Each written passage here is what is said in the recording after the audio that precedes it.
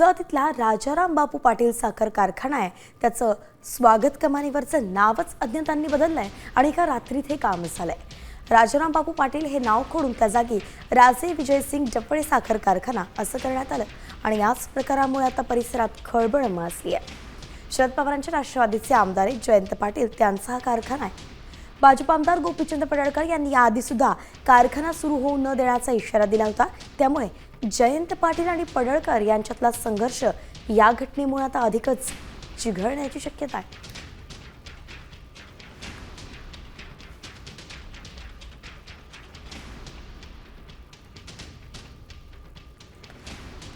राजे विजयसिंग जपळे हे जत संस्थांचे शेवटचे राजे।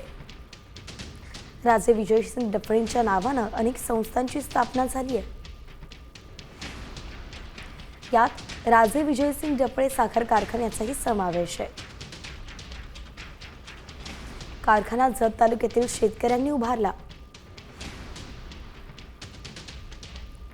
सध्या कारखाना जयंत पाटलांकडे आहे।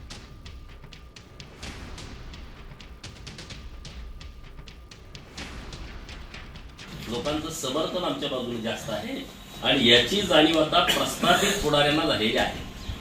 आता यांनी सगळ्यांनी एकत्रित येण्यापूर्वी माझी त्यांना विनंती एक आहे की तुम्ही आता जतच्या सगळ्या विषयावरती एकत्रित येताय तर माझा जतचा कारखाना सभासदांना देऊन टाका ना।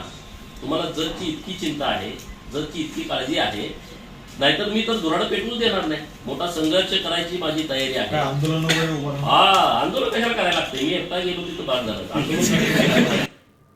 आता isakal.com आहे देशातील नंबर 1 ची मराठी न्यूज वेबसाईट। प्रत्येक अपडेटसाठी isakal.com ला नक्की भेट द्या।